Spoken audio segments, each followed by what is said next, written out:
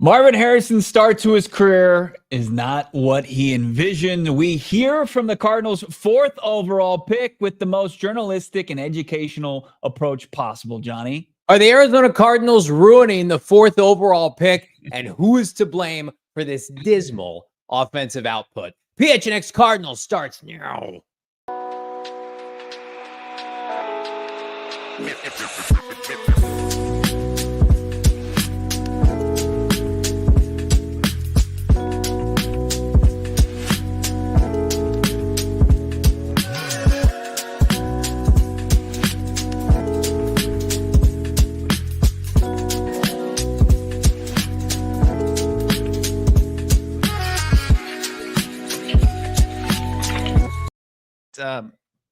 It's Derek.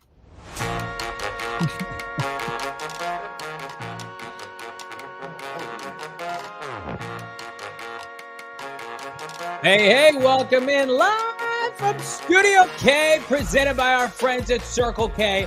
It's the PHNX Cardinals podcast, your premier Arizona Cardinal podcast. Like and subscribe. Friends, leave us a 5-star wherever you get your programming. I'm Johnny Venerable. He's Brack, Damon, Dawg, producer extraordinaire, live in Studio K. We're fired up for this one, friends. Buckle up, drop us a like our friends. Check them out. Bet365, the presenting sponsor for today's show. Download the Bet365 app. Use the bonus code PHNX365 when you sign up. Choose your offer. Find out why. Whatever the moment, it's never ordinary with Bet365. Speaking of never ordinary, we've got an unordinary amount of diehards this week. We love them. Jump on the bandwagon now. Become a diehard for just $4 a month. Limited time offer, $48 for the year. Tons of offers. How about free merch? How about a Discord? How about exclusive access to GoPHNX.com? I'm diehard for this show. For all of you, we appreciate this community, and we're going to need you today. So buckle up, friends. Top level access. You can see all of Craig Morgan's great work. GoPHNX.com. Of course, the Suns tipped last night with an OT thrilling win. Gerald Bourguet has the latest on that. Only way to get access to it all, become a diehard, and then you can just enter the Suns, the Cardinals, the D-backs, the ASU, the Wildcats community that's just always going, and the exclusive member Discord lounge. Don't want to miss out on that. $48, $4 a month. All you have to do is get one less double quarter pounder with cheese with fries, and you can afford this. Can you afford these takes we're about to dish out on this show? I mean, we were already going to discuss, ladies and gentlemen. By the way, drop a like for your boys. Our last show until we're off to Miami manana for Cards at Miami. Drop a like for Johnny's haircut today. He's a fancy boy. Look at him. He's a handsome man. I saw my big boy barber, and I got a balloon and a lollipop afterwards, and I said, I'm ready to rip off some takes. Let's talk about the situation at hand. How can we not with Marvin Harrison Jr.? By the way, Baldy's going to join us later in the show to discuss this as well. But we're already going to open the show trash today. Takes now, and then your educated takes later with Baldy. That's right. We're already going to talk about who's to blame. And Bo and I both have our own percentage, and we're going to get to that later on, like percentage-wise, who's to blame. But we got to pivot off of that for a second, and we got to talk about what took place earlier today, just a few short hours ago in Tempe. Marvin Harrison Jr., like he does most Thursdays, met with the media. Bo, you were there, and for the first time, it feels like the Arizona Cardinals are pushing our boy to the brink of frustration. Like, this is the most frustrated, and Marv doesn't get frustrated. Remember, he was backing Kyle McCord with the Giants when they were trying to tear him down, right? He was getting hospital balls left and right in the Big Ten last year. It was limiting his production. No CJ Stroud. Yet we're 7 weeks into this bad boy, and our sweet baby prince, Marvin Harrison Jr., is officially frustrated, and I'm here for it. You be you, Marvin. That's right. Our humble goat, Marvin Harrison Jr. And here I am, fresh-faced, reporter. And I'm just asking all the toughies there. And we kicked off Marvin's media availability today. I'm sitting there with my my camera phone. I'm ready to get each and everything that the fourth overall pick has to say. And I say, excuse me, Mr. Marv, Mr. MHJ, How do you think the first 7 games to start your career have gone? And this is what Marv answered me with. Definitely not what I envisioned, but I'm glad we're 3-4. I think we're not in a terrible spot at the moment. I think we still have a chance, obviously, to win the division with kind of everything else that's going on. So I'm just keep going, keep getting better each week, and I think it's all I can do. Now, as soon as he finished his answer there from not one, but 2 different spots in the media scrum, a pair of reporters asked, "What did you envision?" And this is what Marv had to answer. Yeah, I think we're just a couple plays there. At the end of the day, it comes down to all. This is what he had to say. I don't know. I don't know. I don't know. You don't know, but you do know. Like that's the biggest non-answer with an answer that we have seen from this young man. And again, he's not without blame, but that is a very sobering series of responses from a kid who checks every box, does everything right in draft prep the offseason, is praised universally by Ohio State scouts, talent evaluators, coaches. Cardinals had trade offers. Congratulations, Arizona Cardinals. 7 weeks in, you are blowing this. You are blowing this opportunity. And I'm going to tell you right now, and we're going to get to the blame here in a little bit. Marvin Harrison Jr. really answers to 2 people, Jonathan Gannon and Monty Ossenford. But there is somebody above him, fair or not, that we don't typically bring up on this podcast, and that's Michael Bidwell. And that's a serious investment, 4th overall. Marvin Harrison Jr. will outlast this offensive coordinator. Marvin Harrison Jr. could outlast this quarterback potentially. So I'm gonna put this in your ball in your court right now, Bo Brack. We were talking off air. Mm-hmm. Cardinals need to fix this before a certain Hall of Fame level receiver makes his presence known publicly or privately. Do you agree with that? Well, yeah, well, I think that there's more patience, obviously, being preached right now from, outside of how we talk about this team, because we had high expectations for this. And then it's not to say that, Marv and his Hall of Fame father didn't have the same high expectations. I mean, Marv said it himself. He envisioned a different start. And, I think he probably meant more along the lines of like what everybody else was anticipating, tons of catches, tons of yards, and multiple, several trips to the end zone. I mean, he's had multiple trips to the end zone already, and that makes this, bearable. But, I think that, as things have been a rocky start here with the matchup of Marv and the Cardinals and their offense, there is a lot of confidence, and I'm in that corner that things will get figured out, especially from the standpoint of Marvin Harrison Jr. being a productive player for this team. But if for whatever reason, if the worst of all realities comes to fruition, yeah, there is going to be a part of, well, he was mishandled and misutilized.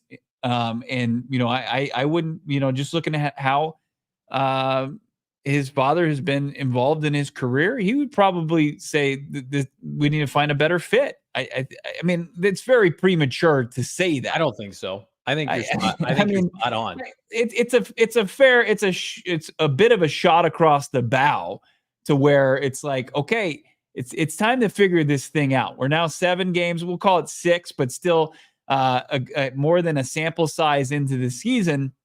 And we're still looking for, like, we're trying to find ways to say that Marvin Harrison Jr. is impacting the game. And he is, right? I mean, he's a decoy Marv and, doing this and that.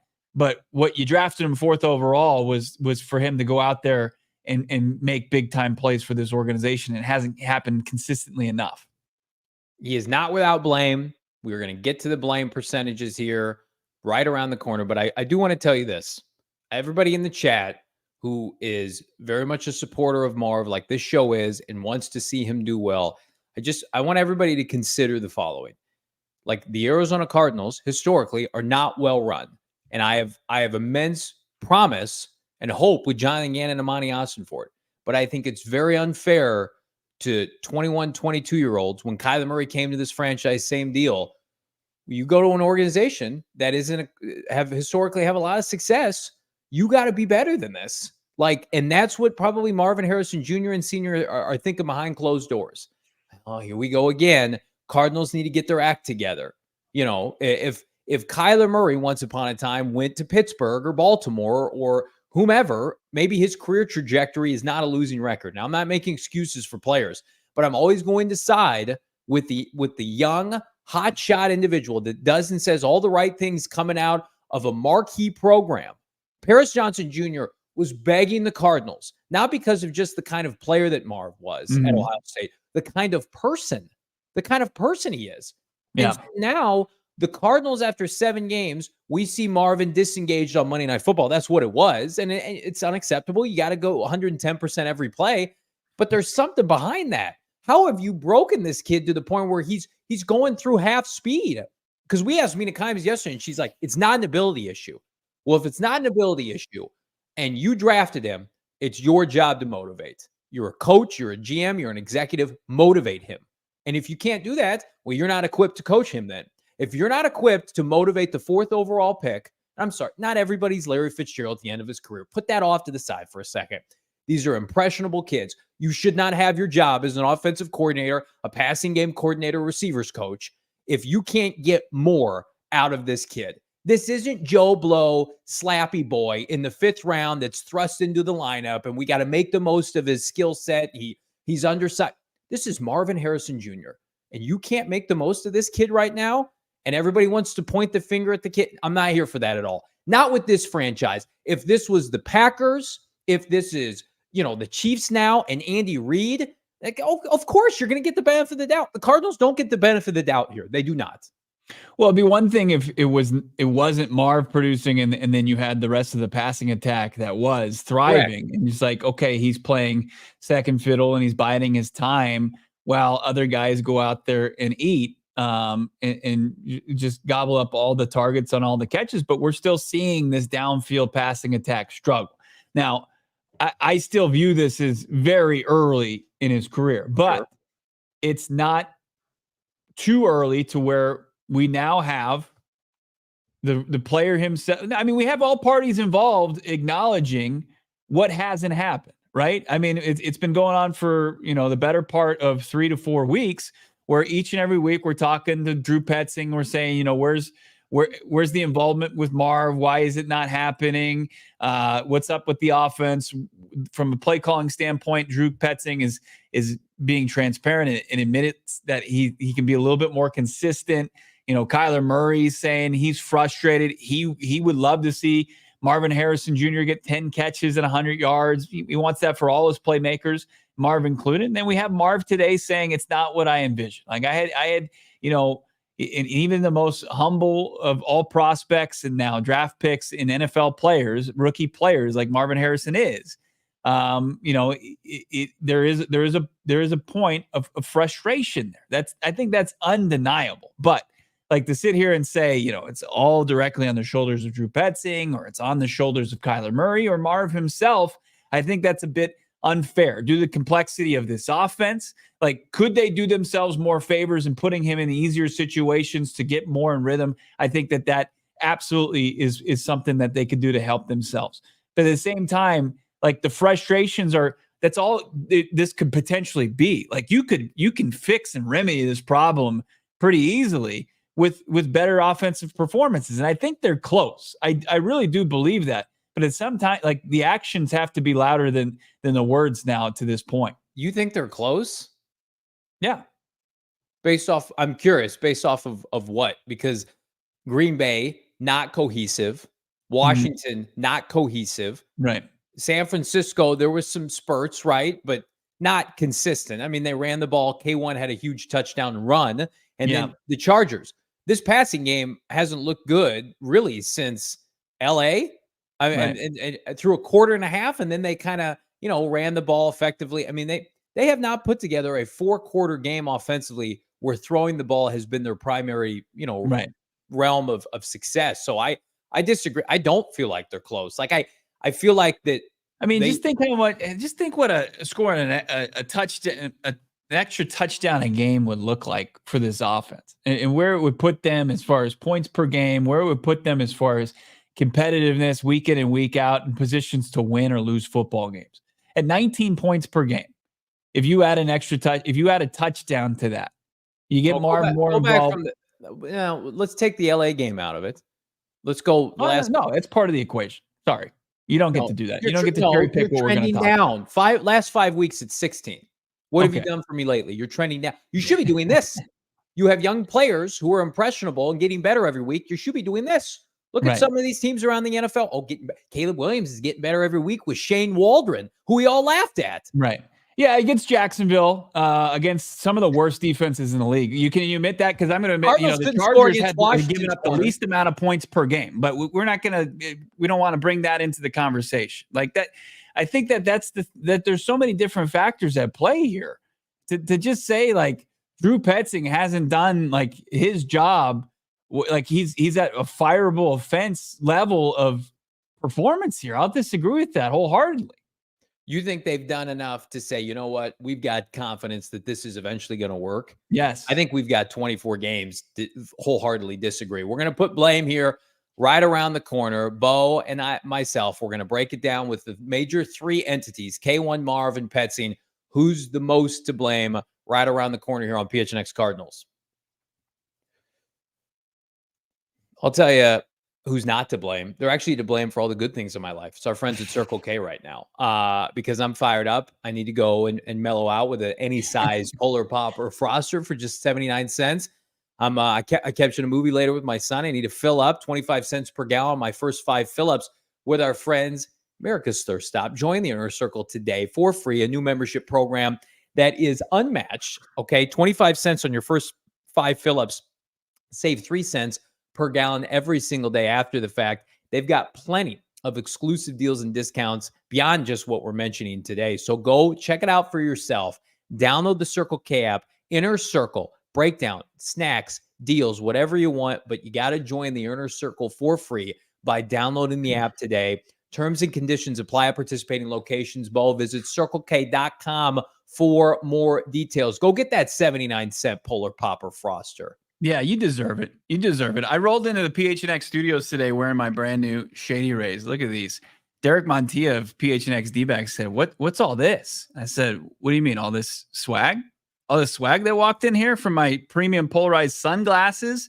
You can get 35% off right now at shadyrays.com. You can find out what over 300,000 people have rated 5 stars. That's the highest, by the way. You know what that's the highest score. You know what that means? That's what you can get as far as Shady Rays go. 300,000 people have spoken. You need to find out for yourself if you haven't already. Go check out shadyrays.com right now. You can find those cool little frames there. You see the more traditional frames that Johnny's going to put on right now. He's ready for Miami. There's a cool guy ready for Miami. Cool haircut, cool sunglasses. He's the complete package. You should be too. Check out their full inventory right now. shadyrays.com.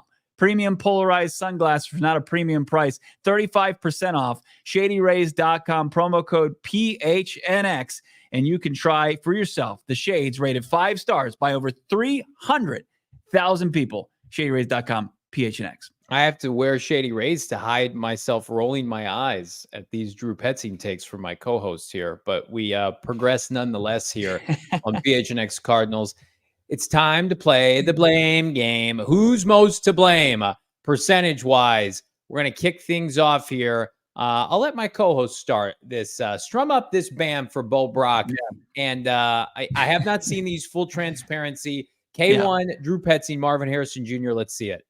All right. We will bring up my percentages there. And I've got Drew Petzing taking a heavy bit of blame here at 40% of a 3-piece blame pie.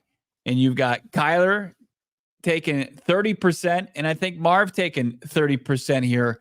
Drew Petzing, like the 3rd and 1, 4th and 1 calls, they're inexcusable. Like the James Conner Wildcat gadget play, get that out of the playbook. There is still proof that, there has been poor play calling, inconsistent play calling. When we talk about the Green Bay game, I mean, you have 4 straight, series that end in a punt. And 3 of those 4 series are 3 and out. That's just not good enough from a play calling standpoint. I think that Drew Petzing, like if you had to say who's most to blame for this, I would say Drew Petzing. But am I going to put him up there and say it's a fireable offense? He's not good enough. He's never going to be good enough. Like you won't find me in that corner. As far as Kyler Murray's role in this, I think Kyler Murray has had a really good season. Like you look at his numbers aesthetically, they look pretty solid, right? I mean, as far as the lack of turnovers, he's thrown a touchdown pass each and every one of the 7 games. He's had those 2 gigantic touchdown runs that were game changers and game-winning plays for his offense. But as far as his role, as far as the downfield passing attack and the lack thereof, I think that he plays a role in it as well, like trying to take care of the football, and that's the right move. But is he willing to push the ball downfield? It comes from him. He's the trigger guy there.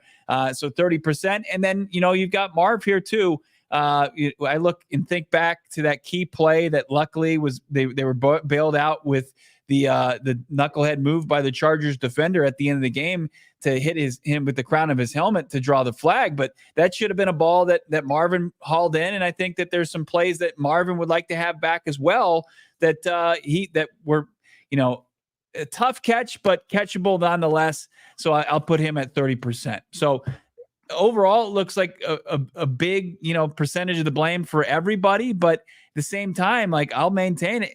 I think that this is fixable because of the talent from the quarterback, the talent from the wide receiver, and what we've seen from Drew Petzing, what he's produced in his short resume as Cardinals offensive coordinator. Yeah, let me tell you what we've seen from Drew Petzing dating back to last year. Damon, go ahead and cue up my blame game. 65% for Drew Petzing, 30% for K1, 5% for Marv. Dating back to last year, if you take the amount of games Kyler Murray played at the end of last year, Bo, how many did he play? Kyler played 8 games. He played 8 games. They averaged roughly 22 points per game at the end of last year, facing the toughest strength of schedule. Okay, then you add Marvin Harrison Jr. How are the Cardinals doing this year? Bo alluded to it, 19 points per game. If my math is correct, you are going backwards, my friend. Last 5 games, 16 points per game. I don't want to hear about defenses. I don't want to hear about shell coverages and corners and pass rushers. You are regressing. You regress in this business. You take the blame. What have you done for me lately? 65%. I had it higher, and then I had to come to Jesus moment. I gave a little bit more blame to Kyler Murray.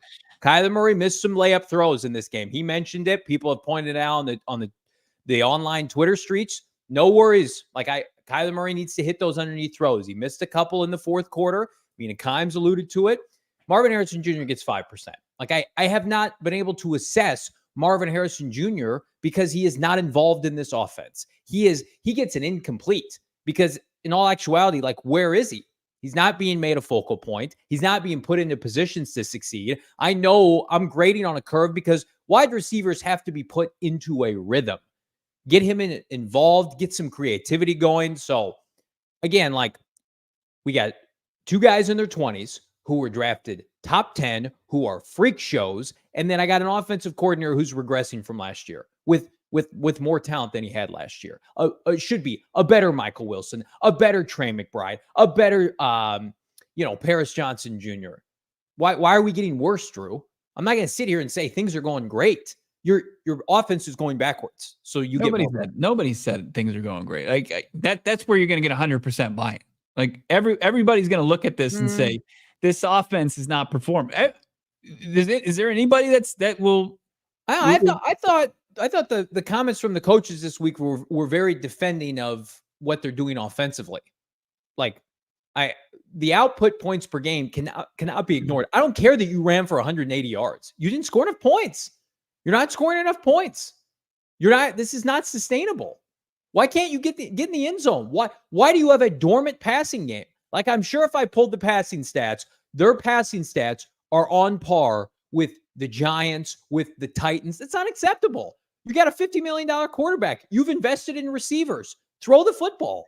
Yeah, but for you to say, hey, I'm not going to take what the opposing defense is giving them or what the shells, the too high, whatever, I won't accept that. I mean, that's because what they're seeing out there, and what there's an emphasis from opposing defensive coordinators to take Marv out of the equation a lot. Like to say like, well, why don't you just force it? Like people that's why I roll my eyes when people say, well, why don't you just do what Brian Dable is doing with Malik Neighbors down in New York, where he's getting, 13 targets a game and he's able to incorporate them. Did you see where the Giants, how many points per game they're scoring? 13 points per game. That's second last in the NFL. So, hey, good job getting the 6th overall pick involved. But other than that, you can't do anything recently either. But yeah, but like he played and he didn't really do much. I mean, right. He had 60 yards. And it's like, we're going to hear from Baldy, and I know he's big on Brian Thomas Jr., but like the Jacksonville Jaguars with Brian Thomas Jr. being the vocal point of their offense, that's all well and good. They're averaging like a fraction of a point more than the Cardinals. They're 20th, and the Cardinals are 21st. But the Cardinals, the fact that they're 21st in total, and as far as points per game in the league, I agree with you. It's unacceptable. But you watched the great breakdown, the nuanced takes from Kurt Warner, and he's looking at, what they're doing from a play calling standpoint, what's available, who's open, where's Kyler as far as that, what's his read, where's Marvin Harrison Jr. And I think that's a fair assessment of where they are. Like there's things that are just, they're close. Like Kyler Murray, like as far as the nuances of playing a quarterback and the little details and him still doing different things with his footwork, that it's just off just a little bit to where if it's tweaked in the rhythm and timing offense to get on the same page, they're going to look like they did in the final 2 games of last season. They're going to look potentially like they did in week 2 against Rams. You're losing me when you're saying, hey, they got to build back up to what they were doing at the end of last year. If you're worth the salt as a coordinator, you ought to be able to build off of that. Like, again, I can't believe we have to go there. I mean, Cliff Kingsbury could at least take the course of the spring and the summer and get off to a good start, but he couldn't make adjustments as the season went on. Am I led to believe? So Kyler Murray threw the ball well at the end of last year, certainly better than he's throwing the ball or what he's been asked to do now. So he just had a complete offseason for the first time in 2 years where he's been entrenched in this playbook. He's been with his skilled players the entire offseason, and now he can't throw the football downfield with his arm, and he can't read defenses after being in the NFL for 6 years. Something's not jiving. Can't read defenses. Well, no. But those are like the poor takes that are on the Twitter. Well, that's what I'm alluding to. That. Like, yeah, get rid of Kyler Murray. Like, I keep coming back to like, this should look much easier than it looks. It looks difficult. It looks like an offense. But so is their entire schedule has been difficult. Come on. What? Why won't you, like, anything you want to push back on? Like, hey, they played tough opponents. Hey, this is what the defense is giving. You're like, I don't want to entertain that. Well, they scored. Okay. They scored 14 points against the Commanders defense. That is very below average. Like, their secondary is bad. They were at home. They showed that. Like, Bo, 5 of their last 6 games, they have not broken 20 points. Their offense has been inflated from the first 2 games of the season.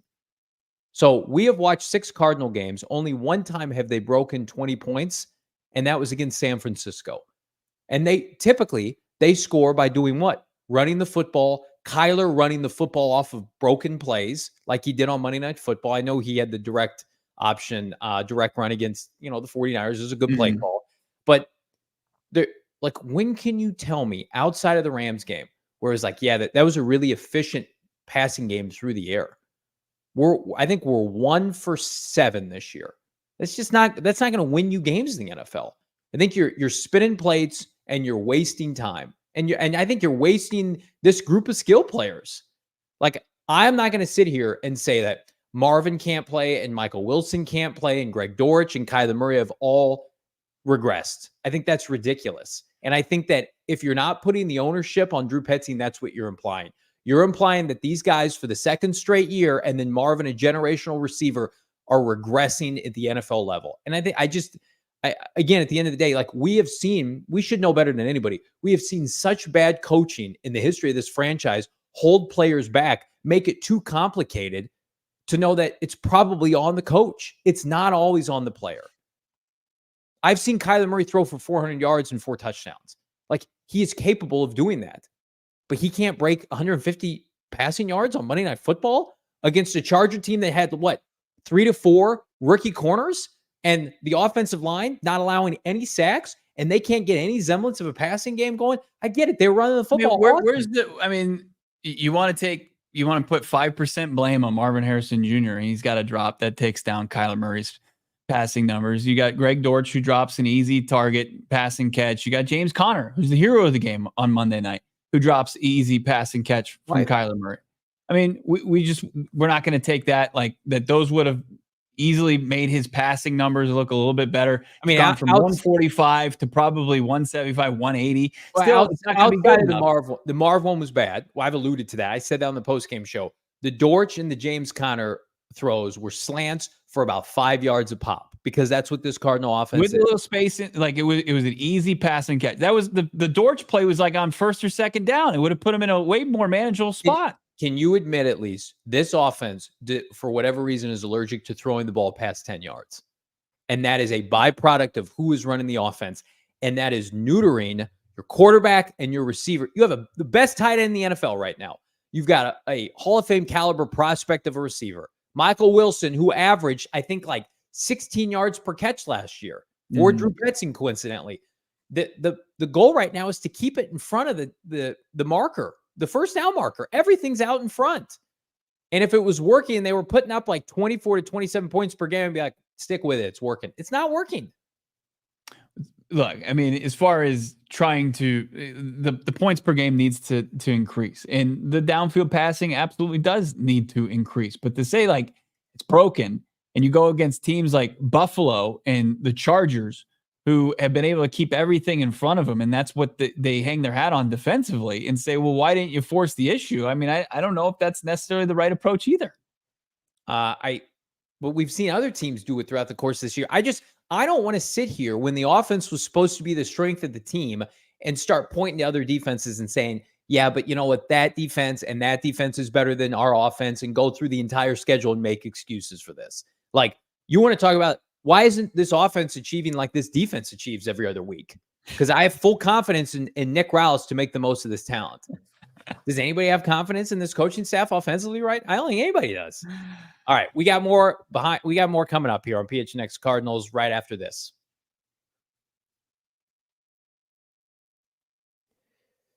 The takes are hot. The pickleball scene here in Phoenix is even hotter with our friends at Chicken and Pickle. Check out their Glendale location, the home of PHNX Cardinals free tailgate, coming up pretty soon here in the month of November. I'm going to tell you right now, check them out right now. You spend $30 or more, Chicken and Pickle is going to validate your parking on game day. You can check them out for entry-level pickleball courses, or if you're just looking to screw around with your buddies and just have some good food and some great vibes. The outdoor atmosphere, especially as the temperature's starting to drop, Bo, you can allude to this, at Chicken and Pickle is elite. They've got TVs everywhere. They've got indoor, outdoor courts. It is a complex. I took somebody there who is a pickleball savant that plays all the time out of the state. And they're like, this is unbelievable. This is one of the best setups they've ever seen. Fantastic. Your dad. No, it wasn't him. It was somebody else. New to pickleball, our newbies are just for you. Get on the court with others who are ready to dink around. Instructions will be facilitated. And again, if you're brand new, you're going to get $10. Head to chickenandpickle.com to see all the fun you can have at their Glendale location. I know more people other than just my father, and they came to Chicken and Pickle, and they were amazed how great it was, Bo. Let me tell you about Gila River Resorts and Casinos at Wild Horse Pass. This one time, I took this person I love dearly, that is the mother of my children. I spend most of the time together with her. Just that was nice of you to name her specifically. That's right.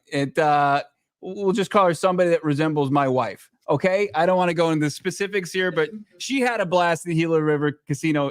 You can too as well. Check it out right now. Nobody does it better. Visit their 4 locations.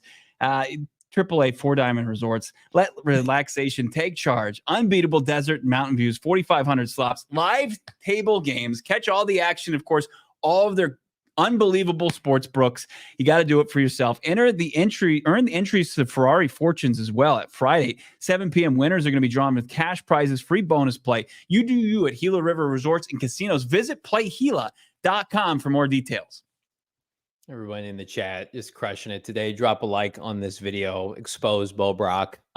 We will fight every day. Somebody in the chat earlier. We're saying the same thing. Like we have the usual like everybody involved in this. Like both you and I had Drew Petzing as the heavier percentage. Come on. You barely had him. You don't 40. Like, I have him at 40%. You have him at 60. You said you want him at 65. You have him barely above Kyler Murray and Marvin Harrison Jr. How dare you? What do you think Marvin Harrison Sr. thinks about that? What do you think Kyler Murray Sr. thinks about that? Are you going to narc on me? Are you going to tell him? Yeah, I'm already DM him with him right now. I'm being honest. This is genuine, Johnny. I don't want to come on the show and talk about people losing their job. We met Drew last year at the Combine. He's a super nice guy. But I also, I have an ownership. We have an ownership on this show to speak how we feel. I cannot stand watching this passing game. And it makes me physically ill that the Cardinals, I've followed this franchise my entire adult life. I've seen them sully so many top prospects that crushed it at the collegiate level. I am so paranoid right now with this situation with Marvin because I've seen it before. And that's not fair to Drew or JG. They weren't around for all of my angst, right? Where the Cardinals, Simeon Rice and everybody, they weren't around for that. Thomas Jones, it's okay. Garrison Hurst blowing it, prospect after prospect. But I'm putting it out there. If a 22-year-old generational prospect falls to you and you don't know how to utilize him, maybe you shouldn't be in a position to run an NFL offense. You should, we're 2 months into this bad boy post Sunday. And if it looks like this again, I'm already hearing from, the Bo Brocks of the world. Well, they got Jalen Ramsey. Look out for Jalen Ramsey. Could be a run game kind of day. Oh my God.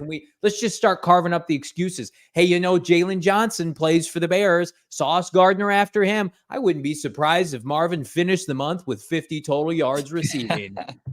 Check. Why even play? It's like the people are like, why do you want to trade for players, Johnny? This is why even play the games? Why even try, right? Why even try to get him the ball?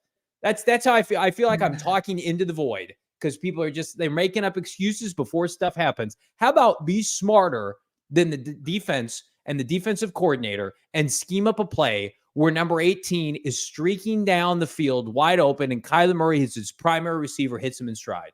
Because I'm going to tell you right now, you turn on Thursday Night Football tonight, Puka Nakua's back. If he's actually healthy, there will be plays like that for him to be gross. You're gross. How dare you? Why even play? Sauce Gardner and Jalen Johnson and Jalen Ramsey, he can just be a decoy again. Great. Awesome. So glad we did that with our 4th overall pick. Stupid. Why even try? You just want everybody to push all their chips into it's Drew Petzing's fault. I'm not going to do that. Bo, they have one 100-yard wide receiver. And that happened this year. 24 games. Right.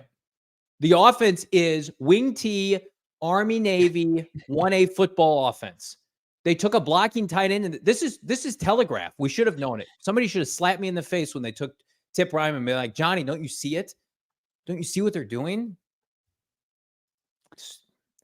You're not gonna sit here and say you think this passing game is close. What on earth would lead you to believe that? Close to what? You think that this passing game is going to operate at the same underperforming level the remainder of the season? Yeah.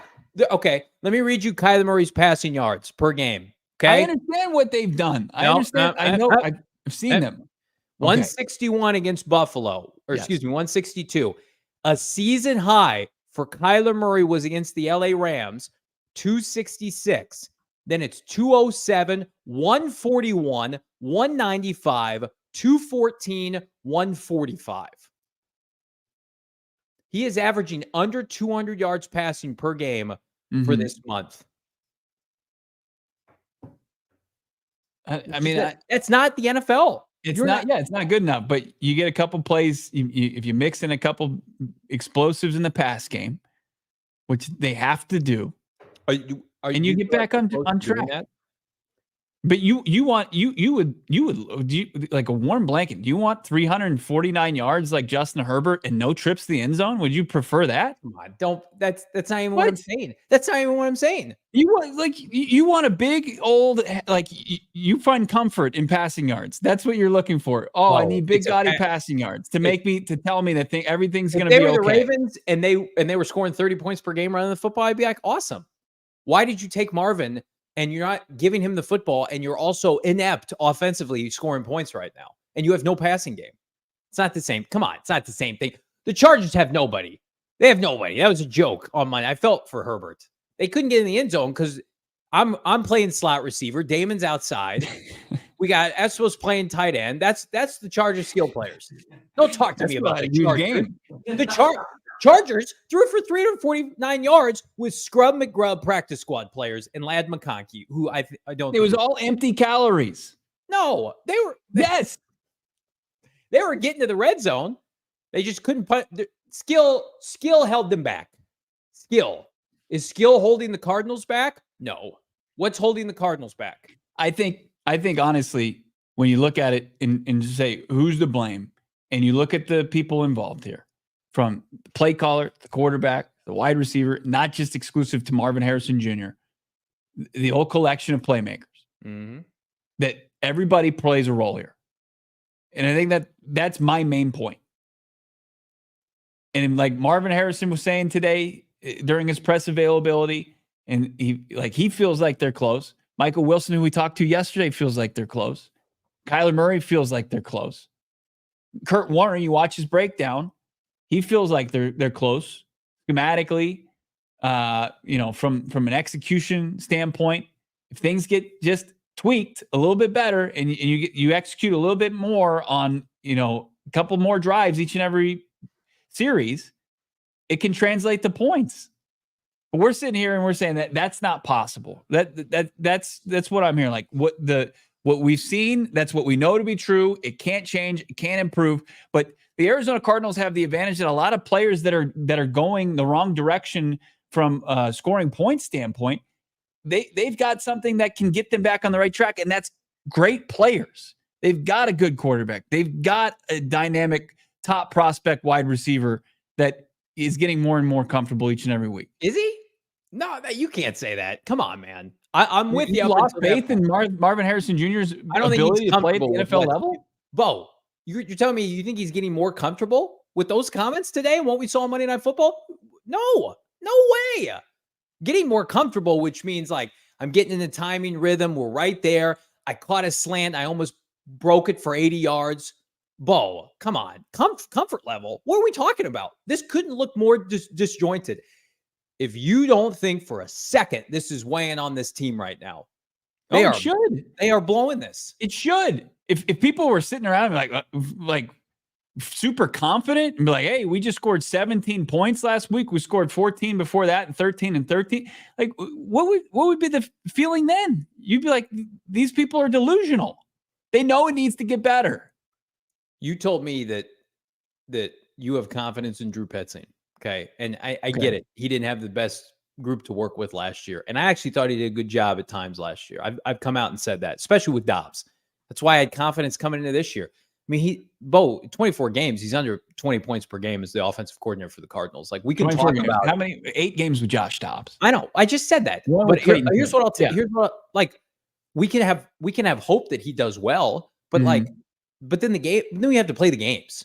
And the games right now are telling us that he's not doing a good job as the offensive coordinator. Like, I can like somebody and say, you know what, at the end of the day, you're not fulfilling expectations. Like, what needs to change here? Because they're not moving off Marv. They have an all-pro tight end. They have an all-pro running back. They've got Kyler Murray, who is top 5 in QBR from an efficiency standpoint, which, like, you can regress there and get some more downfield passing. I'm okay with interceptions if you're pushing the ball downfield and you get more explosives. But to me, it's like it's so obvious what the issue is. I don't know if you'd be okay with interceptions. Like, the grass isn't always greener on the other side there. You're trying to push and you're making mistakes. I think with this defense and how vulnerable it is, and we're going to see that, I think, this weekend, you got to be able to take some risks here. You cannot play field position and run the football. I was wrong on Monday. They got it done. Kudos to them defensively. They ran the football effectively, but I think you're asking for trouble if you do that week in and week out. Things that become successful, like the process getting there is ugly. You don't just figure it out one day and just say, hey, we've got this collection of parts. And it's just, you just go out there and put in your 4th overall pick, generational prospect, get your franchise quarterback back off the injury, put him in a new system he's never played in before, shift up his footwork a little bit, and think that things are just going to work like in 20 games. Like, you can see flashes and stuff, but to consistently find like sustainable success, I think that that's unrealistic. 20 games? You don't think 20 games is enough for the NFL to find? 20 games. It's been 15 games with Kyler Murray. It's been 7 or 6 with Kyler Murray and Marvin Harrison Jr. 7. Oh, because you missed that one. Once again, getting back to the original point, I agree with you as far as just where we place blame and who's at fault here for this offense underperforming. It's just yours sways way more into Drew Petzing's corner than mine. But yeah, I'm also saying he's not getting a get out of jail free pass for me. I'm not going to put it on 22-year-olds when their build is one thing and a coach this is your job is to get the most out of these players. And when that doesn't happen, like, you're not going to get the benefit of the doubt from me. I'm sorry. Like, Marvin Harrison Jr. and his resume is going to supersede what I hear from an offensive coordinator that can't score 20 points per game as a member of this franchise. I don't know how you argue that. All right. We got injury reports right around the corner here on PHNX Cardinals.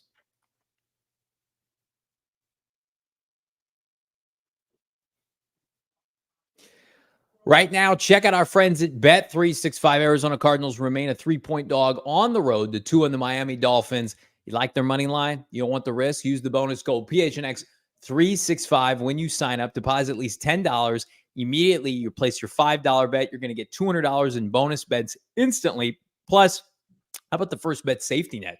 You want to go big, up to $1,000 big. If your qualifying bet loses, you receive a matched refund in bonus bets, whatever the moment. It is never ordinary with our friends at Bet365.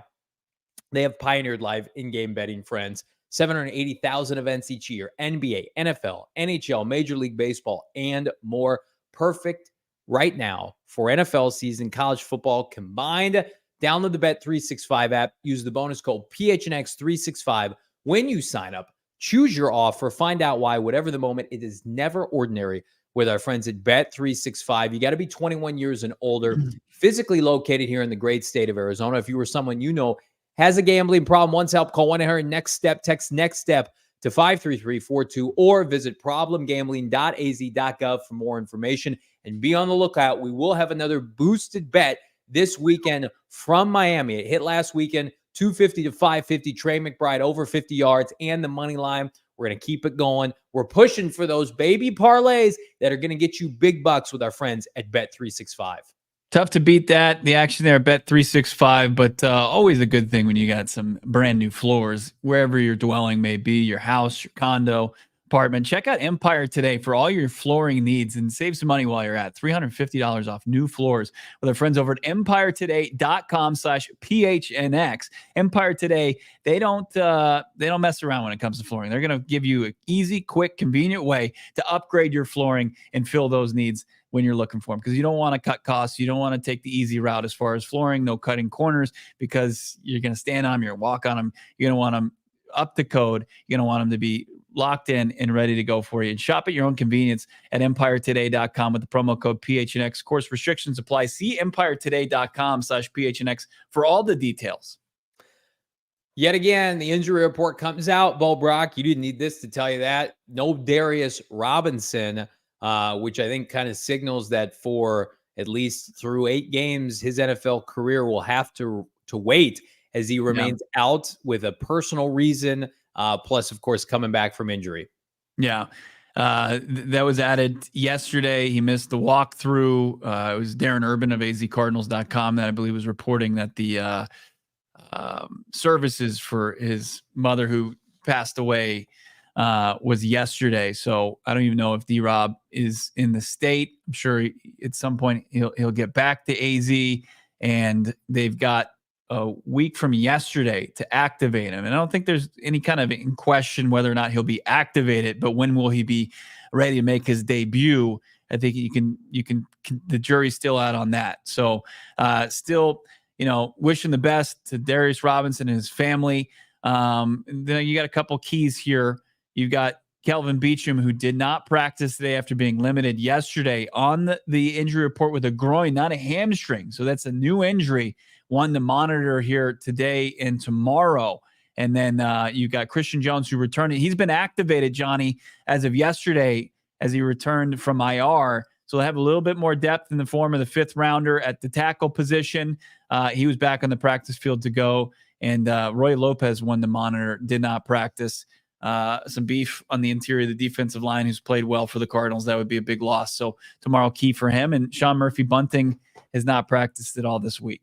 It's always tough after Monday Night Football matchup like the Cardinals had, very physical game where you feel like you're going to get a full scope of what's going on until very late in the week. I would imagine Kelvin Beachum probably getting a multiple veteran days off. Hopefully he's able to participate this weekend. The Cardinals need him against Miami's defensive line, which is a little bit underrated according to some. So I wouldn't worry about this too much outside of the D-Rob situation, which again, it's all but assured now he's going to miss his 8th straight game to start his NFL season. And to Bo's point, we wish him well. And when he's ready to come back, that's when he should make his return. And I think I'm with you. I think he'll be activated next week, but can they put him on an exempt list for personal reasons? Like, is that still what's going on? You made a comment to me off air that I thought was appropriate. Like, I think it's fair to question, is he with his family still? Is he out of state? Yeah. I think there's reason to believe that. It would make sense, wouldn't it?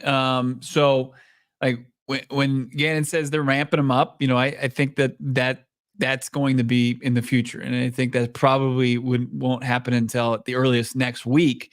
But the deadline's there. Like, I don't think that there's going to be a chance that they're just going to punt on Darius Robinson's rookie year because of this calf injury. But, even if he's activated next week at the deadline, I think that he's only practiced once. And then he had the discomfort and then the tragedy. I think it's going to take a little bit more to get him ready to go. So, like, do you potentially here, and this becomes a longer conversation, like, do you potentially shut him down? And Craig Morgan and I were having this convo. Do you shut him down, until the bye week? Does he practice, practice with his team leading up to the Bears and the Jets game, and then just come back fully healthy after the bye week? I'm sure they're discussing that now. They certainly need him. But can you get, overachieving play from that defense maybe twice before the bye? Again, that's why it just puts so much more ownership on this offense to succeed and pick up this defense, because they're going to need. I think we all agree Miami's going to get theirs this week, and can the Cardinals match them? Yeah. The Rev Mock 199 super chat. Johnny eating crow. #justice for Drew. I'm guessing that's in relation. I have not, full transparency, watched the Kurt Warner video breakdown. I'm sure it's great, but I will not eat any crow because the Cardinals need to cross the goal line for me to eat crow. Rev Mac, tell me when they score more than 16 points per game, and then you get the smorgasbord buffet of all the fine delicacies of crow, quail, pigeon. We'll get some owls in there. All the birds you want me to eat, I'll take care of it. But I mean, gross. 16 points per game is not going to do it, my guy. Josh 499 told us he's a diehard now, and we're excited to have him. I'm East Coast and driving down. Where can I meet all my fellow Cardinals fans at the tailgate? How about gophnx.com/events? And we got all the details as far as our tailgate goes.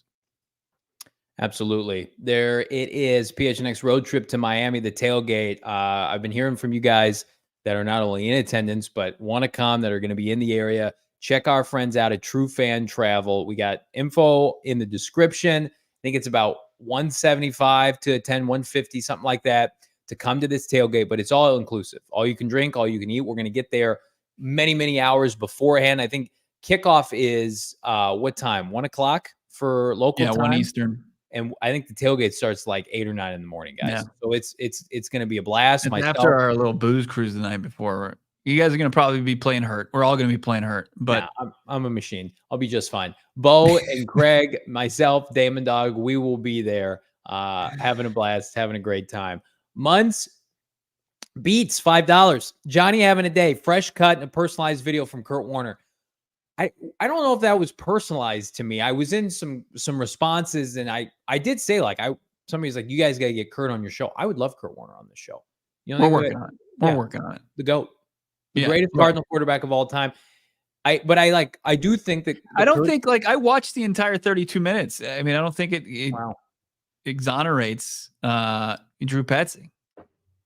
I mean, it makes it look a little bit better, but I don't think I think like it makes everybody look, part of the problem. But if you can't get the most out of your players, that's coaching. Like again, like if people are like, oh, no, it starts with the coaching. Motivate your players. Motivate. Ever heard of it? Tyrannical Goat 12, $9.99. What's the opposite of motivate? I'm the opposite of motivate every show that we do. So it's on you. Tyrannical Goat 12. The way I see it, it is as simple, fan, is feed Marv. Marv catch the ball. Dang, drops after the first Buffalo are unacceptable for how hyped and how great he's supposed to be. DP 50, MHJ 35, K1 15 in his opinion. I don't think that's just kind of flipping the K1 for MHJ for sure. Like, are we underwhelmed by Marv? Sure. But I also watched him in training camp and he looked unbelievable. You saw him in joint practices. Remember that video of him going viral? It's not a physical thing. He's got a mental thing going on right now. And again, like, he's a professional and he's going to work through it. But like, if you have somebody in your life that you lean on, whether it's a spouse or a parent or a family member, people can build you up in life and they can set you up for success. I do it for Bo every day on this show. You don't think Drew Petzing can do that for Marvin Harrison Jr.? Hey, young man, I'm going to put my arm around you and we're going to build you up. That's what a great coach does. I think that they do that. I think Jonathan Gannon is the ultimate, motivator and lights a fire into these players. And his Marvin's his teammates, Michael Wilson, Kyler Murray, they gas him up every press conference. Okay, let's keep it going here with these super chats. B Money, $1.99. Money boys, Kurt Warner as the OC. Who says no? I'm going to say something. Bo's going to hate it. It's like the pass rush situation. I feel like let's get off the status quo. I am serious. And like, I do think Petzing's having like what are they, 7 game? He's got a 10 game tryout here to be able to keep this role beyond this year. If you're continuing to do this, like we stay here in January, like if he continues to go with, I'll be on with you, but 100%. Let's see this through. I'm rooting for him. I'm not rooting against him. Yeah. Sports hero Marv needs some caffeine. He's chilling in the pool with watching Netflix. He's a silent assassin. He is not Mr. Rah Rah Malik Neighbors, but like neither was his dad, and his dad was elite. Neither was AJ Green. Like neither was Calvin Johnson. Like, but again, Marvin Harrison Jr. Like, do we forget what 6 months ago what he was, what he is? No. That's why people are confident they can right this ship. Okay. PR Mac. MHJ curse, not a blessings. Ask Drew. Ask yourself why you haven't become a diehard at GoPHNX.com. If you're watching with our friends at Samsung, head over to GoPHNX.com where the party continues for just a little bit longer. Are we? Yeah, Baldy's coming up, right? Yeah, we got Brian Baldinger. We did the injury report. I do want to get to a couple more of these Marv clips that we didn't get to in the first segment, if that's cool with you, Bo Brack. Yeah, I'm not cool with it at all. I don't want to do that. Yeah, let's do it. Okay, so we got into it a little bit, and Marv feels like, I asked him if where he feels like him in his game and the Cardinals offense is, and this was his answer. Yeah, I think we're just a couple plays there. At the end of the day, it comes down to all 11 people doing their job at one time. And I think that's really hard when you think about it, for 11 people to kind of be on the same page and all win their one-on-one and all execute to be successful. And I think for a couple plays here or there from maybe having explosive or maybe a touchdown right here. So I think that's kind of how the year is going. But I think we're right there. I think once we all just get all 11 people to do their job and win their one-on-one and execute, we could be really explosive. So that's where he is as far as the offense. It feels like they're close. And then now kind of goes into the conversation about his impact, not being involved in plays, but still being out there, being utilized as a decoy. We're going to play this clip. Johnny's going to roll his eyes. Funny, I didn't think about it until I think the first play we had a pass play called. And kind of wanted to just get an easy catch that anybody on the field really kind of was a quick game. And I got cover 2 to my side. And I remember Coach Hardball, he used to cover 2 me for the past 2 years, the cloud going against him. I just didn't really think about it that much. But I think it's the nature of the game, the kind of respect that I guess the defensive coordinators have had for me so far this year with different coverages and clouding on my side. But that's all part of the game. He's so smart. Like, I don't know too many young receivers who can break down a defense like that. And he's so self-aware. Like, it just infuriates me even more, honestly. Like, yes, the effort in between plays that were targeted for him was unacceptable on Monday Night Football, and I'm sure he got an earful. But I can't believe we're here. I can't believe we're here and we're having this conversation 7 weeks in, especially after week 2 and what we saw on display from him. Mac Daddy 714 $4.99. Ron Wolfley compares MHJ's mental block to Corbin Carroll's batting slump, and it will be fixed soon. I will disagree with that. I think Corbin Carroll, individual hitters, baseball, yeah, it's a team game, but it's very much an individual sport.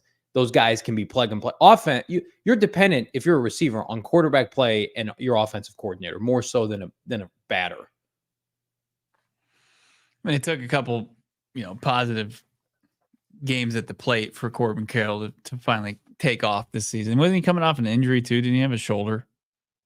He did, but he was pretty healthy going into this year and all year. He just had a really bad first half. All right. Yeah, maybe. Could be a slump. I mean, but the way you get out of it, it's what Britton Golden's been harping on.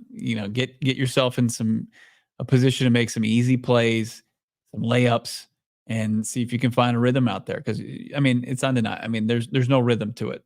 I do see some similarities from those two from a personality standpoint, kind of. I mean, I don't know. I kind of agree with Johnny in terms of baseball being individualistic, but I do think that like they are both like kind of quiet personalities, really humble guys. Like I think everybody in their locker rooms would describe them as great teammates that just want to see the team win first and foremost. So maybe they're thinking about their struggles in a similar way, and they just want to help the team win, but it just keeps compounding a little bit. Before we get to our guy, Baldy, I want to remind everybody again, now is the time. Sign up, go PHNX.com, become a diehard. Check out Craig Morgan's work as our PHNX Cardinals beat reporter. He's going to be with us in Miami, cranking out the must-read content. You got to find it now. Become a diehard. $4 a month, $48 a year. Free shirt, bada boom, bada bang. Entrance to the Discord, discount on all events, membership card, the whole shebang. It is the best deal we have ever done at this company. I promise you, you will get your money's worth tenfold. Get that free piece of merch. Join the Discord. Join us. Exclusive access to the premium written content that is the best, unequivocally. It's the only place really I consume content. Go PHNX.com. Become a diehard today. You will not regret it. And like this video. Yeah, the $48 cuts that annual pass now from $80 to $48, $4 per month. It's going to get you diehard access. You don't want to miss it. A huge win for the Cardinals on Monday Night Football, getting it done, walk-off fashion against the Chargers, and we bring on our guy to give us the best analysis you can find. ALLCITY's NFL analyst, Brian Baldinger. Baldy joins us. Baldy, what's going on, man?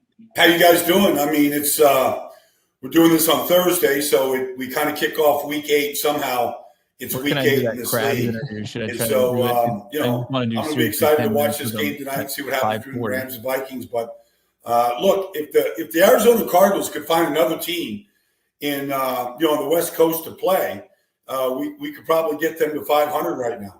Yeah, it's the opposite this week. They go to Miami, and unfortunately, Miami gets their quarterback. I'm happy for them. I'm not happy for our Cardinals. Let's stick with the Monday night victory if we could, because again, before we dive into what's ailing this team, this offense, I do want to get your overall thoughts on that performance, because a lot of takeaways, specifically, defensively. I did not see that coming. The Cardinals beat the Chargers at their own game. They ran the football. They played great defense. Give me your overall assessment, Jonathan Gannon besting Jim Harbaugh. I think last week we talked about like these teams kind of mirror each other. I mean, I think we actually said that. And the game played out exactly like that. And you're right, James Conner was phenomenal. The offensive line took control of the game. The secondary of the Cardinals is about as, Starling Thomas and Bo Melton and these guys, probably played as well as they had played as a group all year long. They got pass rush. Unfortunately, like it makes the Cardinals sick to lose Gardeck, in that game and for the season because of the kind of player he's been and for that team. But they had their best, I thought, overall effort start to finish in that game, and they beat. Look, that was a Charger team that expected to win at home, expected coming off a bye week to play hardball football, and the Cardinals thumped them at their own game. Let's talk about the 44-yard touchdown from Kyler Murray, which was absolutely had to have it on that. What did you see from that play, and what did you see just from the Cardinals franchise quarterback overall in that game? Well, it was like the ultimate scramble. It's a lot different than the design running that they had against the 49ers. But, it's classic Kyler Murray where, he's almost impossible to defend when he gets out like that. The way that he's able to just find the running lanes to turn the corner I would call him an angle assassin.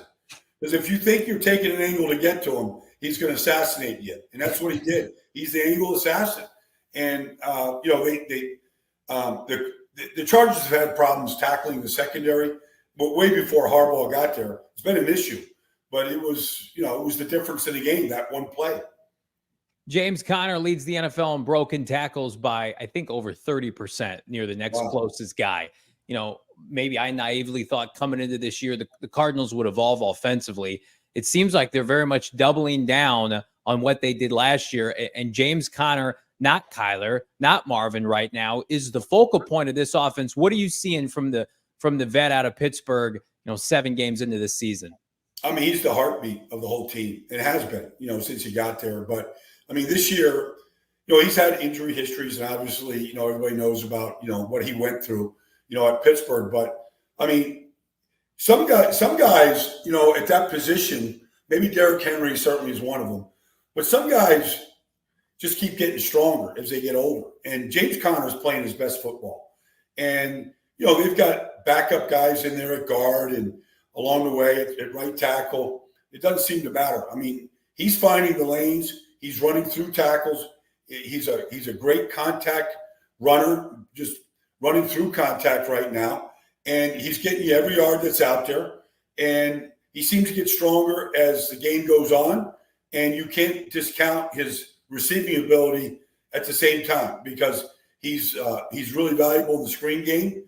But, they run these power plays now, and they're really good at it. They were good at it in the wins against Philadelphia and Dallas last year. They're good at it right now. And it's something like they're going to get challenged this week because I think Miami's run defense with Calais Campbell and Zach Sealer, like those guys are excellent inside. And teams that try to run it on them, they get a lot of negative runs with those guys. So this is a great challenge this weekend if they want to kind of continue that type of football. Yeah, 150 yards from scrimmage for James Conner, and then he's got the 33-yard pass and catch that he takes down and put him win the game. But also, it does show up. But on the opening drive, him punching that ball out from the big man for the Steelers chart. Those are the plays that they had to have. Otherwise, that game turns the other way. Yeah, I don't want to discount that. Like that play, because Tyreek Tart, look, it's a defensive lineman's dream. You got to bat a ball down and take it back. And to see James Conner come and play linebacker on the play, like he looked like a Steelers linebacker, TJ Watt or somebody, coming in there and just punching it loose like that, and then to have it recovered, to really get the possession back, And so that was, those type of plays were, you can't coach that because you can't practice that. Like it's just it's just an instinct. And that was a big part of that success that they had in that game. All right, Baldy, let's get into it. So Marvin Harrison Jr. spoke with the media. We're recording this on a Thursday here on PHNX Cardinals, and Marvin is a respectful young man, yet is clearly frustrated with his role. My co-host, Brack, and the rest of the Phoenix media got some clips of him in the locker room, just basically at a loss for word, and quote saying it's not what I envisioned, but then to his credit, brought it back to the team, and he's happy they got the win. But then you watch it on Monday Night Football, and you watch how dejected he is. I don't think Marvin Harrison Jr. forgot how to play football. I think there's a disconnect right now, and I'm not making excuses for him. There were at times when he wasn't getting the football, he looked checked out. What is your assessment of the 4th overall pick right now? He looks like that. He looks checked out. He looks like he's uninvolved. He looks uninterested at times. And really, I make the comparison. I'm watching Brian Thomas Jr., all right? He's the 4th wide receiver taken. Marvin's the 1st. Brian Thomas Jr. is the best receiver in this draft, best rookie receiver in this draft. It's not close. Malik Neighbors, maybe if he didn't get hurt. But, he is what I thought Marvin was going to be. Deep shots, hit screens, plays called for him, rub routes in the middle of the field to get him open. He's delivering. And I don't know what Jacksonville's going to do in Green Bay this weekend, but I know Green Bay is going to have their hands full covering Brian Thomas Jr. He looks as fast as any receiver on the field for anybody. I don't care if it's Tyreek Hill or anybody. That guy glides past people. I don't see any of this from Marvin. I don't see him separating. I know he can run comebacks, 18-yard comebacks, catch it at 14. I know he can do it. You don't see him do it. You don't see him stair-stepping across the field on deep overs. He just looks invisible to me at times. I know where he's at every time he lines up because of his size. I don't have to look for 18. But once the play starts, I don't know what Drew is doing, or what they're doing offensively exactly, but there is a disconnect. They have to get him involved. They have to find ways to get him involved. I'm sure Monty Ossenfort's going, where is he? Why aren't we doing the things that Brian Thomas Jr. is doing, or what Malik Neighbors did for a couple games with the Giants, or whatever? It's not what I envisioned either. But to your point about the body language, maybe he doesn't hear his name called, and that's it. Okay, run another play to, McBride, call another run for, James Conner, whatever. But I thought it was going to get a whole lot more through 7 games than what I've seen. Yeah, I think all parties involved are there. We hear from the franchise quarterback, Kyler Murray, yesterday. We hear from the play caller, Drew Petzing. And one of your colleagues over the NFL Network, Cardinals great quarterback, Kurt Warner, did a great film breakdown on it.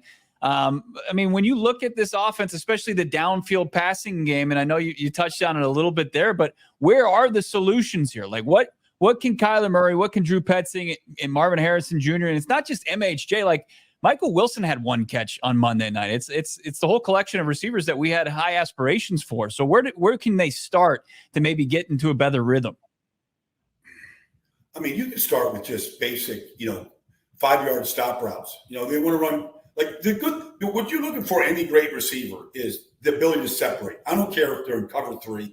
Their cover 3 is man coverage on the outside, at a certain point. Stop routes, I watch, I'm bringing up Brian Thomas, but at the top of the route, when he stops, I don't care what route it is, if he's running a dig, a comeback, a curl, he gets separation at the top of his routes. That's what great receivers do. You can be in man coverage and you can go against great corners, but when you put the foot in the ground and separate, I got to see 3-4 yards of difference. You can run stop routes, to Marvin and get the ball out of Kyler's hands. He's got a strong arm. That's a play that he can convert. You can certainly, if they're in anticipated man coverage, you can run your man beaters at a bunch formation. You don't see any bunch formations out of this offense right now. defenses naturally just break down in coverage. Either they get rubbed, they get picked, they're unsure of the assignments and the route combinations. You can run in a bunch. You could put them in the backfield the way you see certain wide receivers in the backfield and run them like you would run Texas routes and flat routes and things. Like, there's a lot of things you can do to get him in court, at least to get him. I just think at this stage right now, Miami's got, Jalen Ramsey out there. I'm sure Jalen's going to want to see him. But, they're a good secondary. They're not giving up a lot of passing yards. But I would do my best. And it's not to placate Marvin, but I don't care what receiver it is. If they get involved early, they're a lot more involved in the game. And that's what I think I would try to do this weekend in Miami. I think it's fair to question, like, who's most to blame. It's kind of how we let off our show today, Baldy. Like, I do think it would be easier to blame Marvin, but he's 22 years old, and he entered an offense that last year had the least productive outside receivers in the NFL. I mean, we talked about it last week. This offense isn't predicated on getting receivers big numbers. And again, if it was producing, then you could say, well, it's a Marvin exclusive problem. Baldy, they're averaging 16 points per game the last 5 weeks. Like, this is not, hey, Marvin's got issues, but Michael Wilson, Greg Dortch, they're getting theirs in the passing game. Like, at what point, like, if you're Monty Ossenford and certainly Michael Bidwell, you're like, we made this investment in this kid and we're running this offense. I compared it to, like, having the personnel to run 8A football compared to, like, 1A football, where it's like meat and potatoes, 13 personnel blocking tight ends. At some point, like, Drew Petzing to me right now is probably the most susceptible to blame because theoretically he'd be the easiest to move off of. They're not moving off of Marvin Harrison Jr. Cliff Kingsbury looks pretty good right now. I know nobody wants this. Can't believe we're living this life. Yeah. But, no, I mean, look, it's got to open up. It just has to open up. You just can't. You can't play scared. You can't play scared to make mistakes. If you believe in Kyler Murray, then believe in Kyler Murray. If you believe in he's the franchise quarterback, then let him go play quarterback. Because you're going to see, like, if Tua goes out there and plays this weekend, like, Tyreek Hill has been invisible this year. After 6 games last year, he had over 800 yards receiving. He has half of that right now. He had 6 touchdowns after 6 games last year. Like, he was on pace to have one of the greatest. Like, he's invisible. It's the quarterback. So you could bet you're going to see basically, I mean, there's not a big difference in size between Kyler and Tua, but you're going to see guys that win from the pocket, that want to win from the pocket. Tua's going to get the ball down the field. They're going to take their shots. They're going to do it in ways. So, I mean, if you want to watch just a comparison about the way you have to play football in this business, you have to take your shots. It'll be interesting to see Tua, who's been out now for a chunk, probably the last 4 games or something. You're gonna see maybe what Arizona needs to do and what Miami I know is going to do in this game. Yeah, let's end on that. As far as Miami doesn't have the luxury of easing Tua back in here. I mean, at 2-4, they've got to win this weekend. They can't not win many more games going forward. So with Tua coming back, the potential, Tyreek Hill's talking to reporters and saying, start me in fantasy. We got the effing game, the band back together, and the Cardinals coming off their performance and their struggling offense, and what Jalen Ramsey brings on the defensive side. What's the biggest key, in your opinion, for the Arizona Cardinals to maybe string together back-to-back wins against a couple tough AFC teams? Well, in these games, your quarterbacks have to win these games. Like, I mean, it's obviously it's a team game. And so, the run game is important. All that stuff is important. But your quarterbacks have to make plays. At the end of a game like this, where you've got, you pay these quarterbacks a ton of money to be the franchise quarterback, well, go prove it. Go show it. Like, Marvin Harrison has to be a part. Like, they can't play this game. Like, you knew the Chargers would play close to the vest and tight like they did. That's who they are. It's not very exciting, but they beat them at their own game. I don't believe you could go to Miami and play this style and win this game. Like, I think you've got to score, in the mid to upper 20s to have a chance to win this game. And you might even have to get to 30. So you're going to have to open it up, And so Marvin Harrison has to get involved. Michael Wilson has to get involved. Trey McBride, you got to continue to make the plays. But you can't play this style of football and beat Miami. Not with Tua back in the lineup, because the ball is gonna get in the air, and these guys are dangerous with the ball in their hands. And so you don't want to see Jalen Waddle do the Waddle in the end zone on you. You just don't want to see it, and it can happen. So I would say that offensively, you better be ready to get into a track meet with Miami, because I think that's what it's going to look like on Sunday. Yeah, Miami trotting out a little different quality of personnel than the Chargers, featuring Will Desley in the passing game. Baldy, we'll get you out of here on this. Trade deadline's right around the corner. Cardinals are very viable, 3-4. They play the toughest schedule in the NFL. There's some favorable matchups, especially after the bye, and they're only a game out of first place in the NFC West. What's your assessment of this division? San Francisco banged up. The LA Rams could potentially be sellers after today, and Seattle has their own issues. Like, are the Cardinals a viable team in your mind to compete for the NFC West this year? Well, I think they need help. I don't think you can do it with the pass rush that they have, with the defense. Like, they played great last week against a team that didn't really attack them very much. Like, I don't think they can. Like, they're going to see the Bears and they're going to come out and throw it, next week. Like, I don't think they're in position to win this division. I know everybody's bunched up right now. I believe the Rams have a chance to go on a run. They've been a second half team. They've got a great running back. The quarterback has proven. Like, you're going to get Puka back. You're going to get Cooper back. Like, I believe that team is going to get better. I believe when Christian McCaffrey gets out to the 49ers are going to get better. Like, I don't know that they're built right now to go on a second half run the way I think the Rams and 49ers can, or even Seattle. They just made a move at linebacker. Like, they're not – like, I think they got to make a move somewhere to go get a pass rusher, to go get defensive help, to go get somebody that's going to make a difference, in this division right now. I don't know who that is. I don't know if they're ready to give up assets to do it, but I don't think they can sit pat and play football like this right now and win this division. He's on the call of potentially the showdown between the top two quarterbacks in this draft. Chicago, Washington should be a great watch come Sunday. Brian Baldinger, check out all his great work, NFL Network. Of course, follow him on Twitter at Baldy NFL. Of course, across All City, DNVR Broncos, CHGO Bears, all the great stuff. Thank you so much, Baldy. Talk to you next week. Thanks, Paul. I'm going to be in Washington for that game this week, and I hope Jaden goes. But either way, it's going to be fun. I think it's going to be a fun atmosphere between the two teams.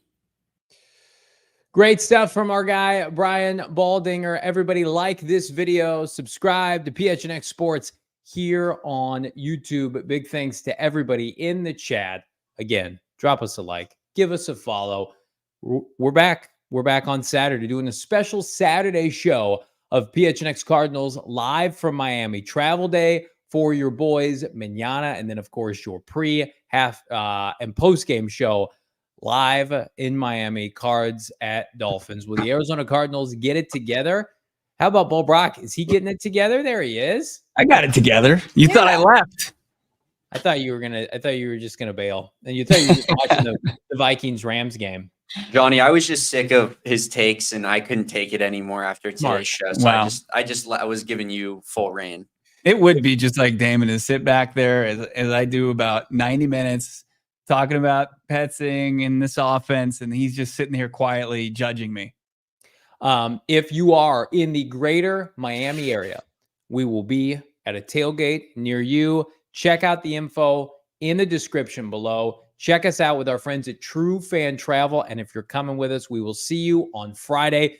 The biggest thing I can tell everybody, we got almost 1,000 people watching. If you are not a diehard right now, become one for just $4 a month, especially this weekend. We will have behind-the-scenes footage, exclusive footage, videos, content, whatever, in the Discord. It's not going to be on the Twitter streets, right? It's not going to be posted on a website. The Discord, behind the scenes, me, Bo, Craig, Damon, the streets of Miami, en route to Cards at Miami. You do not want to miss it. So again, become a diehard now. You become a diehard. You tag us on Twitter, retweet, and a follow from the Beat account. Please, please, please, support in our community is everything, and we appreciate you guys. You do it every single day. No doubt about it. I wouldn't be shocked if there's a video that surfaces maybe Saturday. Maybe Johnny's got a few drinks in him. He gets a little bit angry. Hang on. Don't promise the people things that probably won't. I'll probably be sitting there. I'll probably have a 12-ounce porterhouse. I'll probably finish it in record time. And Nobody brought up the steak. You brought up the steak. I was going to say you wanted to like bare knuckle box me over Drew Petzing on Saturday.